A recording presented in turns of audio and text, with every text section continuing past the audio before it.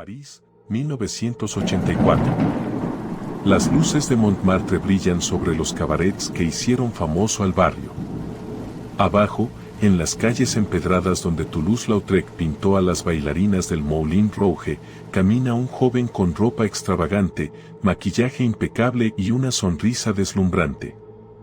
Va rumbo a una discoteca donde pasará la noche bailando, bebiendo champán y gastando billetes que no sabe de dónde vienen. Sus amigos lo adoran. Es generoso, divertido, el alma de cada fiesta. Nadie sabe que horas antes, esa misma noche, ha entrado al departamento de una mujer de 80 años, la ha asfixiado con sus propias manos y le ha robado el dinero que ahora usa para pagar el champán. Nadie sabe que se está muriendo. Nadie sabe que un médico de prisión le ha dicho hace poco que tiene el virus del SIDA, y que ha decidido aprovechar el poco tiempo que le queda de la manera más oscura posible. El monstruo de Montmartre acaba de empezar.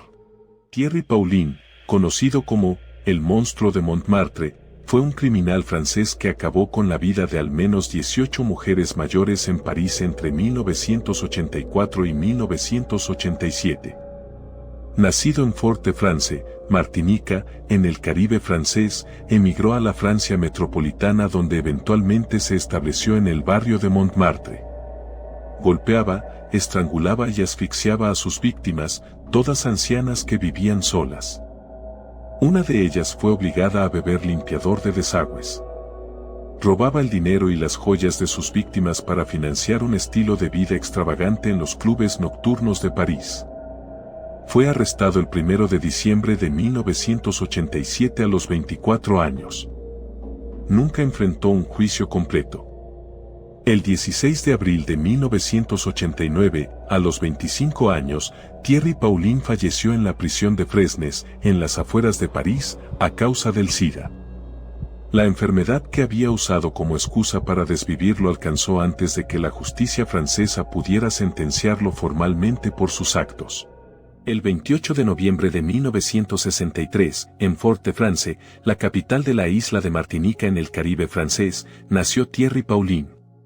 Martinica era, y sigue siendo, un territorio de ultramar de Francia, una isla tropical donde la cultura criolla se mezcla con la herencia colonial francesa, donde el patois martiniqués convive con el francés oficial, y donde la pobreza de muchos contrasta con la belleza paradisíaca del paisaje. Pero la llegada de Thierry al mundo no fue precisamente celebrada. Su madre era una adolescente soltera. Su padre, al enterarse del embarazo, abandonó a la familia y huyó a la Francia metropolitana apenas Thierry nació. El bebé quedó a cargo de su abuela paterna, una mujer mayor que lo cuidó durante los primeros años de su vida en una isla donde el futuro parecía cerrado desde el primer día. La abuela de Thierry lo crió hasta los 10 años. Aquellos fueron probablemente los años más estables de su infancia. Pero entonces la abuela decidió que el niño debía reunirse con su madre, quien para entonces se había casado con otro hombre y tenía una nueva familia en Martinica. La reunión con la madre fue breve y desastrosa. Thierry, ya un niño con problemas de conducta y dificultades emocionales evidentes, no encajó en la nueva familia de su madre. Los hermanastros lo rechazaron, el padrastro no sabía cómo manejarlo, y la madre, que había dejado atrás la vida de madre soltera para construir una nueva, se encontró incapaz de reconectar con el hijo que había dado a su suegra años antes. A los 10 u 11 años, Thierry fue enviado a Francia metropolitana para vivir con el padre que lo había abandonado al nacer. La llegada de Thierry a Francia fue un choque cultural devastador. De la calidez del Caribe pasó al frío continental de un país donde la sociedad blanca mayoritaria miraba con sospecha a los niños negros llegados de las Antillas. Su padre, que nunca había querido tener al niño en su vida, aceptó la custodia por obligación familiar más que por afecto genuino. Thierry creció en un hogar donde no era realmente querido, en un país donde no era realmente aceptado, sintiéndose un extraño en todas partes. Esta sensación de no pertenecer a ningún lugar definiría su psicología adulta. Comenzó a acumular problemas de conducta, pequeños delitos, estancias en correccionales juveniles. Para cuando alcanzó la edad adulta, era un joven atrapado entre dos mundos que nunca lo habían recibido. En los años 80, Thierry se estableció en París, en el legendario barrio de Montmartre.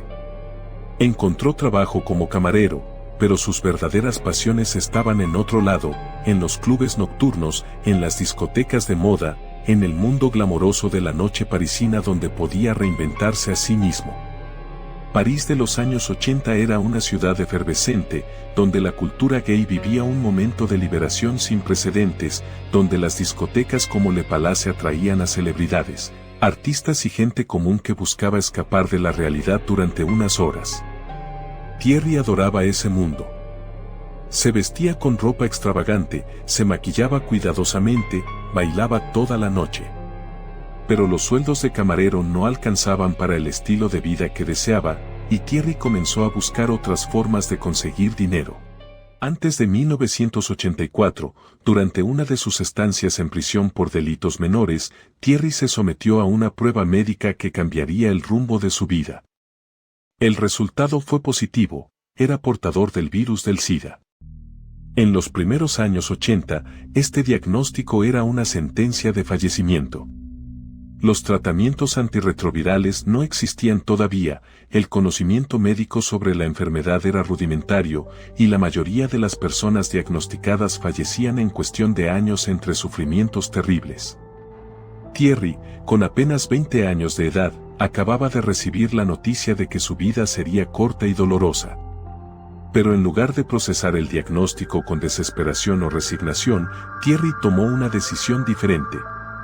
Decidió que si iba a fallecer pronto, viviría cada segundo restante al máximo. Y que nada ni nadie le impediría obtener el dinero necesario para hacerlo. En 1984, Thierry Paulin inició la serie de crímenes que lo haría infame en Francia. Su razonamiento era frío y calculado, necesitaba dinero rápido para financiar noches de fiesta, champán en los clubes más exclusivos, ropa de diseñador y sustancias. Las víctimas más fáciles eran las mujeres mayores que vivían solas en París. No tenían fuerza para resistirse, no podían correr, y frecuentemente vivían en departamentos donde nadie notaría su ausencia durante días. Montmartre y los barrios circundantes estaban llenos de estas mujeres, viudas, solteronas, ancianas cuyos hijos se habían mudado a los suburbios o a otras ciudades, dejando a sus madres en los pequeños departamentos que habían sido el hogar familiar durante décadas. El método de Thierry era directo y brutal. Abordaba a sus víctimas en los pasillos de sus edificios, ofreciéndoles ayuda para cargar las bolsas de la compra. Las ancianas, agradecidas por el gesto amable de un joven aparentemente educado, lo invitaban a subir hasta su departamento. Una vez dentro, la ayuda se transformaba en horror. Las golpeaba, las estrangulaba con sus propias manos, o las asfixiaba. En un caso particularmente brutal, forzó a una víctima a beber limpiador de desagües, un acto de crueldad que revelaba una dimensión sádica más allá de la simple motivación económica. Una vez fallecidas las víctimas, registraba sus departamentos en busca de efectivo y joyas, tomaba lo que podía cargar y desaparecía antes de que nadie notara nada. Durante un tiempo, Thierry operó solo. Pero eventualmente encontró un cómplice, un joven llamado Jean-Thierry Mathurin, con quien había entablado una relación íntima. Mathurin se unió a los crímenes, aumentando la eficiencia de las operaciones y permitiendo a Thierry ejecutar sus ataques con mayor facilidad. Dos jóvenes en los pasillos de un edificio eran menos sospechosos que uno solo ofreciendo ayuda. Dos personas podían controlar a una víctima con mayor facilidad que una sola. La violencia escaló, y los crímenes se acumulaban mientras la policía parisina intentaba comprender qué estaba sucediendo con las ancianas de Montmartre que aparecían fallecidas con una frecuencia alarmante. Lo más surrealista del caso era el contraste entre la vida pública de Thierry y sus actos secretos. Durante el día podía haber asfixiado a una mujer de 90 años en un departamento húmedo del distrito 18. Durante la noche estaba en Le Palace bailando música disco bajo luces de colores, rodeado de amigos que lo consideraban la persona más divertida del mundo. Gastaba billetes manchados metafóricamente de fluidos en botellas de Dom Pérignon. Compraba chaquetas de diseñador con joyas robadas de mujeres fallecidas. Su doble vida era tan extrema que incluso después de ser capturado, Muchas de las personas que lo habían conocido en los clubes nocturnos se negaban a creer que el alegre Thierry que habían conocido era el monstruo que los periódicos describían. Era como si fueran dos personas diferentes compartiendo un solo cuerpo. La policía parisina no podía ignorar la acumulación de fallecimientos. Durante 3 años, mujeres mayores habían sido encontradas fallecidas en sus departamentos del norte de París con una frecuencia que superaba cualquier estadística normal. La Brigada Criminal de París inició una investigación coordinada para determinar si los crímenes eran obra de un solo perpetrador o de múltiples criminales independientes aprovechando la vulnerabilidad del mismo grupo demográfico. Los patrones emergían gradualmente: víctimas similares en edad, geografía concentrada en ciertos distritos parisinos, métodos de asfixia o estrangulamiento, y siempre el robo de efectivo y joyas. Los investigadores comprendieron que enfrentaban a un criminal serial que había estado operando bajo sus narices durante años. La ruptura del caso llegó cuando una víctima sobrevivió a un ataque. Durante uno de los intentos de robo, la mujer mayor logró resistirse lo suficiente como para gritar pidiendo ayuda, y los vecinos llamaron a la policía. Thierry y su cómplice lograron escapar inicialmente, pero la víctima sobreviviente pudo proporcionar descripciones detalladas de sus atacantes. Estas descripciones, combinadas con testimonios de personas que habían visto a 2 hombres sospechosos en los edificios donde se habían cometido los crímenes, permitieron a los detectives construir perfiles físicos precisos. El círculo se cerraba alrededor de Thierry Paulin y Jean-Thierry Mathurin. El 1 de diciembre de 1987, a los 24 años, Thierry Paulin fue arrestado por la policía parisina. Su cómplice Mathurin había sido capturado poco antes. Durante los interrogatorios, Thierry confesó con una frialdad que perturbó incluso a los detectives más experimentados. Describió los crímenes con detalles precisos, mencionó a víctimas que la policía no había conectado previamente con el caso, y habló de su diagnóstico de SIDA como si fuera una justificación para sus actos. «Ya me estoy muriendo», les decía a los investigadores. «¿Qué más pueden hacerme?». Esta actitud desafiante en el interrogatorio contrastaba con el Thierry carismático de los clubes nocturnos, revelando la faceta oscura que había permanecido oculta para todos sus amigos y conocidos. Mientras el caso avanzaba hacia un juicio que prometía ser uno de los más impactantes de la historia judicial francesa contemporánea, la salud de Thierry comenzó a deteriorarse rápidamente. Un año después de su arresto, en 1988, Thierry fue hospitalizado en un estado de casi parálisis, sufriendo simultáneamente de tuberculosis y meningitis, 2 complicaciones comunes en pacientes con SIDA avanzado que tenían sistemas inmunológicos completamente destruidos. Los doctores de la prisión hacían lo que podían, pero los tratamientos disponibles en los años 80 eran paliativos en el mejor de los casos. Thierry, el joven que había bailado en Le Palace con la vitalidad de alguien que no tenía futuro, se marchitaba rápidamente en una cama de hospital dentro de la prisión de Fresnes, esperando un juicio que probablemente nunca ocurriría. El 16 de abril de 1989, Thierry Paulin falleció en la prisión de Fresnes. Tenía 25 años. La causa oficial fue el SIDA. Nunca enfrentó un juicio completo por sus crímenes. Nunca fue sentenciado formalmente por los 18 fallecimientos que había confesado. Los cargos contra él se cerraron con su propio fallecimiento, una conclusión frustrante para las familias de las víctimas que habían esperado ver justicia pública en los tribunales franceses. La paradoja era cruel y casi literaria: el hombre que había usado su enfermedad terminal como motivación para desvivir y festejar, que había convertido su condena a fallecimiento médica en una excusa para destruir las vidas de otros, había sido alcanzado por esa misma enfermedad antes de que la sociedad pudiera decidir su destino.